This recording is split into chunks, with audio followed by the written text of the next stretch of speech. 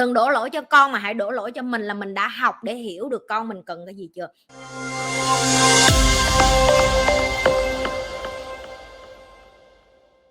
Con trai em năm nay 6 tuổi. Nhiều lúc nói nó không nghe lời, nói nhẹ nói nặng, nói đủ cách, có mặt lì không trả lời. Nhiều khi em thật sự bất lực. Chị có thể chỉ em cách dạy bảo bé không ạ? Cái đầu tiên Nhi muốn nói cho bạn nghe này, bạn gì tên gì đây? Tên Nhung, bạn Nhung. Đừng bao giờ đổ lỗi cho con mình khi mà mình nói nó không nghe lời. Tại vì Nhi thấy đây là cái mà không phải chỉ riêng ba má Việt Nam mình đâu, ok? Đa phần là ở đâu cũng vậy á.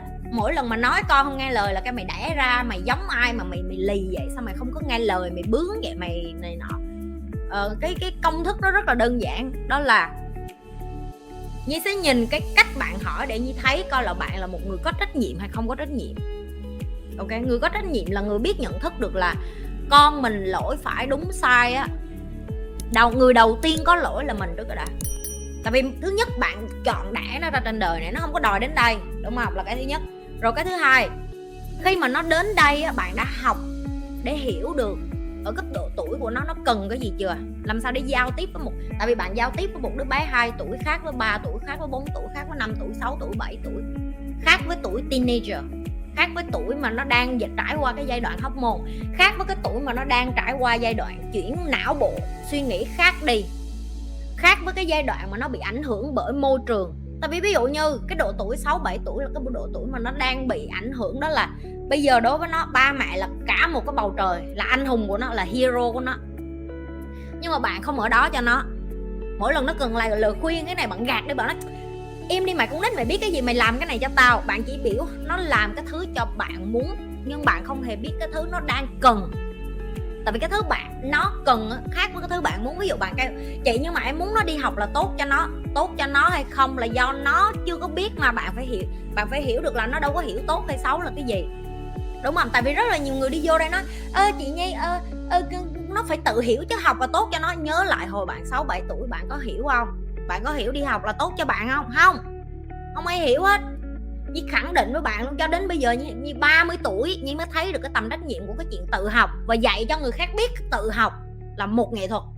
Con của bạn phải tự có ý thức muốn học, chứ cùng bạn ép nó cũng không được. Rồi bạn nói cái gì nó cũng không nghe hết, chắc không? Tại vì có khi á, bạn phải biết nó nghệ thuật mà để nói cho con mình nghe lời á. Bạn phải biết có lúc bạn cần phải cho nó thứ nó muốn để cho nó cho bạn thứ bạn muốn. Còn nếu như bạn lung chiều nó, bạn chỉ cho nó, bạn không có giải thích tại sao những cái món đồ này. Ví dụ như Eva ra trường nó bắt Nhi phải bắt đầu mua laptop cho nó học. Con mới vô lớp 1 mà trường bắt mua laptop rồi đó. Thì khi Nhi mua laptop cho con học, cái đầu tiên Nhi nói là cái này không phải của con. Tới đúng 7 giờ tối trả lại cho mẹ. Cái nó nói tại sao không phải của con, laptop này học mà mẹ có 3-4 cái laptop trong nhà, mắc mới gì này không phải của con. Nhi giải thích cho nó là không, cái này mẹ cho con mượn để con học. Ok, cái này không phải của con, cái này là của mẹ. Tức là vì nó là của mẹ, mẹ có quyền lấy lại bất cứ lúc nào mẹ muốn. Mẹ chỉ cho con mượn bởi vì trường con yêu cầu chứ nó không phải của con. Cái xong nó suy nghĩ, nó nghĩ, nó nói ủa mẹ, vậy là cái gì mà mẹ đưa cho con cũng không phải của con hết hả? Nhi nói đúng rồi, tất cả đều là đồ của tao. Mày ở nhà tao cho mày mượn thôi, ở đâu ra vậy? Chẳng qua là mẹ thương con, mẹ cho con mượn. Tại sao Nhi dùng từ mượn? Bởi vì Nhi không muốn cho bé suy nghĩ là trên đời này cái gì thích mở miệng ra nói cái là có sẵn. Được chưa? Nhi không dạy cho con Nhi vô ơn. Nhi dạy cho con Nhi hiểu được là nó xong nó tự nhận thức ra, nó nói mẹ mua được những thứ này tại vì mẹ đi làm kiếm tiền được, cho nên là mẹ lấy tiền đó để mua, đúng không? Nhi nói đúng. Nó nói chừng nào con mới được đi làm kiếm tiền, mẹ sẽ cho con làm những cái thứ con từ từ con làm. Nhưng mà bây giờ thời gian của con nguyên một ngày con đi học, con sẽ chưa được đi làm. Nhưng mà để cho con hiểu được là giá trị của món đồ đó đến từ đâu, tất cả nghệ thuật dạy học này bạn phải hiểu. Con của bạn ở độ tuổi 6 tuổi, 7 tuổi là cái độ tuổi mà bây giờ nó đi ra đường á, nó bắt đầu so sánh nó với bạn nó bắt đầu thông minh rồi, nó bắt đầu dùng não của nó để nó gọi là monkey see monkey do. Ok, tức là cái gì? Tức là con khỉ này nói, con khỉ kia sẽ nói theo, con khỉ này làm, con khỉ kia sẽ làm theo. Ok, ví dụ như không nói gì mấy bạn hết, như ngồi vỗ tay. Như bảo đảm trong số các bạn cũng có những vài người đang lấy cái tay để vỗ. Con người mình là vậy đó, mắc cười lắm. Mình đẻ ra là để học. Tức là mình nhìn thấy người ta làm một cái gì đó kỳ cục, cái mình làm theo vậy thôi. Mình không hiểu tại sao có những lúc tự nhiên bạn đang ngồi bạn bấm điện thoại, bạn đi nghe nhạc đi, bạn không tập trung khúc đó, nghe tất cả mọi người vỗ tay, bạn không biết là bài xong rồi bạn cũng vỗ. Bạn hiểu ý nha không? Thì con nít nó cũng vậy. Đến cái độ tuổi này không phải lỗi của nó nữa mà là lỗi của bạn, vì những năm tháng vừa qua bạn không tập trung tâm sự với nó, bạn không tập trung xây dựng một cái nền gọi là tin tưởng để cho con có thể về nhà và mở lòng với mình. Hôm qua hôm kia như đăng một bài post về Nhi với Eva, 2 tháng nay anh cũng trải qua những cái chuyện như vậy. Tại vì con Nhi nó đến cái độ tuổi nó đổi trường nó sẽ thay đổi tính, nó đổi trường nó thay đổi tính là bởi vì nó qua một môi trường mới. Nó qua một môi trường mới nó sẽ phải học những cái thứ mới. Ví dụ như ở trường mẫu giáo cô sẽ con dễ thương quá, hôm nay con ăn chưa, rồi con mặt đầm đẹp quá, cô thích cái đầm của con quá. Đến lên trường mới thì cô nó sẽ bắt đầu xếp hàng đứng ngay ngắn vô, đi toilet tự dội cầu chưa, tự rửa đít chưa, ok, rồi nói chuyện với bạn lịch sự chưa, đồng phục phải ngăn nắp chưa, bỏ đồ vô thùng chưa. Tức là cô sẽ bắt đầu nhìn nó với ánh mắt nghiêm khắc hơn so với nó hồi nhỏ. Một cái thay đổi như vậy trong 24 tiếng, thử hỏi các bạn, thử nếu như bạn là người lớn mà còn không chịu được cái uống gì là con nít, thì bạn phải hiểu được con bạn nó đang trong cái giai đoạn nào nữa. Như quay trở lại với câu hỏi của bạn, đừng đổ lỗi cho con mà hãy đổ lỗi cho mình, là mình đã học để hiểu được con mình cần cái gì chưa. Bởi vì khi bạn cho nó cái nó cần, nghe như nói thẳng với bạn luôn, nó tự động nó sẽ nghe lời bạn. Tại vì chỉ có bạn là cái chỗ dựa duy nhất. Khi mà bạn cho được một thứ nó cần, nó sẽ quay trở lại để nó nhờ bạn, chứ nó đâu biết nhờ ai nữa. Những lúc nó nhờ bạn, những lúc nó học từ bạn, những lúc nó hỏi bạn, bạn có ở đó để sẵn sàng tâm sự nói chuyện với nó hay không? Hay là đổ lỗi con mình phải nghĩ như mình? Con của bạn nó 6 tuổi, nó không phải 26 tuổi, nó cũng không phải 36 tuổi như bạn. Thậm chí có những thứ 36 tuổi bạn cũng đâu có biết hết. Thì làm sao mà bạn đòi hỏi một đứa trẻ phải hiểu bạn, phải nghe lời bạn, phải lắng nghe bạn, phải giải quyết vấn đề cho bạn? Không, con nít không làm được cái chuyện đó. Nó chỉ làm được một thứ duy nhất, đó là nó cần tình yêu thương. Nó đi tìm kiếm coi là ba mẹ mình giúp được gì cho mình, dạy được gì cho mình, có là chỗ dựa cho mình không. Có những lúc bạn cần phải nghiêm khắc, nhưng có những lúc bạn cần phải mềm dẻo. Có những lúc bạn phải dạy cho con biết con làm cái này là con phạm pháp luật, nhưng có những lúc bạn cũng phải cho con biết là mẹ thương con, ba thương con, ba mẹ sẽ ở đây khi mà con cần. Nhi luôn tâm sự với Eva câu đó mỗi lần Nhi la nó. Khi Nhi nghiêm khắc với nó là Nhi rất nghiêm khắc với nó. Nhưng mà khi tối về mà hai mẹ con thủ thỉ, tại vì bạn phải biết privacy nó rất là quan trọng. Privacy tức là khi mà bạn tâm sự với con những cái thầm kín, bạn phải cho con hiểu được là đây là cái nơi an toàn, chỉ có con với mẹ nghe nhau thôi. Tức là con có thể chia sẻ bí mật với mẹ, chứ không phải đứng oan oan giữa chợ chửi nó đâu. Không có. Có những lúc mình sẽ nghiêm khắc với nó, nhưng mà có những lúc mình kéo nó về nhà, đưa nó vô phòng, tắt đèn hay là bật đèn cũng được, nhưng mà phải để cho nó cảm thấy được cái năng lượng của mình ở đó. Ví dụ như Eva nó không có những lúc ở public nó cũng sẽ challenge, tức là nó cũng thử thách Nhi lại, hiểu không? Ví dụ nó đứng nói chuyện bạn như nói mẹ sắp trễ rồi, con nhanh lên, con đi bộ nhanh lên. Nó vẫn đi từ từ. Như kêu mẹ chỉ còn 5 phút nữa mẹ phải họp, con có thể đi nhanh lên chút được không? Mẹ biết con muốn nói chuyện với bạn của con, nhưng mà hôm nay mẹ không thể cho con thêm 5 phút đó được. Tại vì mình đã hứa trước khi đi đó là mẹ phải đi họp, và con nó đi về nhà nó phụng phịu đúng không? Tới tối Nhi hỏi nó, Nhi kêu có phải là mẹ nói trước với con là hôm nay mẹ có cuộc họp không? Nó nói dạ. Ok, nếu như nói trước là có cuộc họp rồi á, thì con lúc đó con có đồng ý với mẹ chưa? Nó nói dạ có, con đồng ý. Kêu vậy cho mẹ hỏi lý do tại sao lúc nãy con nói chuyện với bạn mà con không muốn nghe lời mẹ. Con nghĩ sao nếu như mà lần sau mẹ cũng không giữ lời hứa với con? Con nghĩ sao nếu lần sau con nói mẹ và ví dụ như con nói mẹ con sắp trễ học rồi, mẹ nhanh lên, mà mẹ nói từ từ đợi xí đi, con nghĩ làm sao?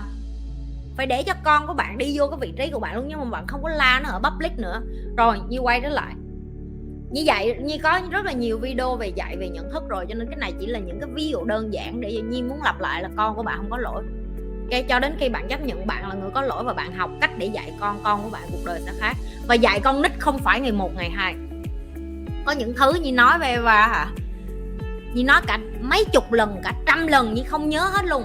Ok, nhưng mà tự nhiên một ngày con Nhi nó hiểu, nó ngộ ra vấn đề, nó quay trở lại mẹ có nhớ hồi đó mẹ dạy con cái đó không? Giờ con hiểu rồi đó.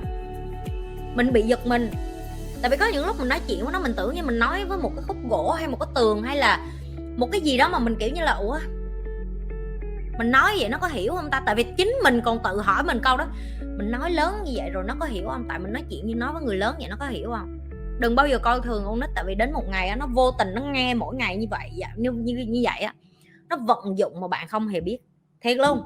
Và cái mà Nhi tập cho Eva nhiều nhất đó là Nhi luôn đặt câu hỏi. Nhi nói với các bạn rồi, đặt câu hỏi nó rất là quan trọng để cho bé nó tự suy nghĩ, nó tự trả lời ngược lại bạn. Cái cách Nhi nói chuyện với Eva nó không có phải là mẹ biểu con thế này kia. Nhi luôn hỏi, ví dụ như sáng tới nó đi học xe buýt, nó nói mẹ cái anh trên xe buýt đó ảnh cứ ăn hiếp con biết à, ảnh cứ đánh đầu con biết à. Ok, cái xong Nhi hỏi anh đó to không, cái to chắc là nó lớp 1 thì thằng đó chắc ở lớp 4, nó nói before chắc là lớp 4. Cái Nhi mới nói là ok, lý do ảnh đánh lên đầu con là gì? Tại vì Nhi luôn hỏi lý do trước, có khi con này nó nghịch mình đâu biết được. Nó nói ảnh muốn ngồi phía sau, thì thằng nhóc đó dạng như là nó muốn ngồi ru rú một góc, nó không thích bị ngồi phía trước. Ok, nhưng mà theo cái kiểu xe buýt là ai đón trước thì phải ngồi trước, ai đón sau thì ngồi sau, cái kiểu như vậy. Cái nó mới nói ảnh cứ đuổi con, ai đón trước thì ngồi phía sau, tại vì như vậy thì nó dễ hơn, người không đi nó không bị gặp gềnh. Cái xong cái Nhi hỏi tiếp như nó là ủa vậy bác tài xế biểu con ngồi đâu? Và bác tài xế nó nói bác tài xế biểu con ngồi phía sau tại vì đón con trước rồi mới đón anh đó, cho nên con phải ngồi phía sau. Thì cái anh đó đi vô là anh ngồi cái ghế luôn, các bạn hiểu không? Họ sắp xếp kiểu như vậy đó cho nó khỏi bị kẹt đường, tắc đường thôi chứ không gì hết. Tại buổi sáng đó rất là đông xe buýt. Cái như mới nói là vậy rồi con nói chuyện với ảnh sao? Cái con không biết nữa, con không biết nghe lời ảnh hay con nghe lời bác tài xế. Cái như mới hỏi ngược lại là nếu như con nghe lời ảnh á thì ảnh có vẫn đánh vô đầu con không? Nó nói con cũng không biết nữa mà ảnh cứ kiếm chuyện với con. Thì đó là cái lúc mà Nhi mới nói với bé là con đã mở miệng ra nói với ảnh là không chưa? Tại vì đôi khi nó sợ, nó không có nói kêu vậy chưa. Cái lên xe buýt nói không, em không đổi chỗ, anh có chuyện anh nói với bác tài xế đây, mắc mới gì anh nói với em. Cái nó nói nhưng mà ảnh bự lắm mẹ. Kêu ủa chứ con không đi học võ rồi vậy? Nó đánh con thì con tự biết, con tự bảo vệ con chứ mẹ làm được gì. Con muốn mẹ ngồi lên xe buýt với con hả? Cái xong nó tự nhận ra vấn đề. Nó nói ngày hôm sau nó đi về nó kể với Nhi là con nói thẳng với ảnh luôn á. Rồi đó mẹ, con kêu nói thẳng sao? Con kêu là anh muốn ngồi ở đâu anh nói với bác tài xế đi, anh đừng có nói với em không có biết, em chỉ nghe theo bác tài xế thôi. Và khi bạn dạy cho con bạn có sự dũng cảm để nó dám trả lời, Nhi dùng từ trả lời nhưng không dùng từ trả đũa. Tại vì nó không có trả đũa, nó không có làm gì sai mà. Nó chỉ muốn ngồi đúng cái ghế của nó, xong cái thằng bự to con hơn kiếm chuyện với nó mà. Các bạn hiểu cái vấn đề ở đây không? Tức là khi mà bạn nói chuyện với con hay là bạn nói chuyện với người khác đi chăng nữa, bạn phải đặt câu hỏi để hiểu cái vấn đề của con rồi dạy cho nó cách giải quyết. Nhưng bạn không giải quyết cho con, tại vì bạn không có dính với con bạn như là cái keo dính sắt cả ngày được. Bạn không thể ở đó để giải quyết cho nó được. Có những tình huống bạn phải để cho nó được va chạm, để cho nó va chạm, nó làm sai, nó làm đi làm lại, xong nó về nhà nó hỏi mẹ cách giải quyết của con không hiệu quả, mày bày cho con. Mình bày cho nó nhưng mình không làm giùm nó.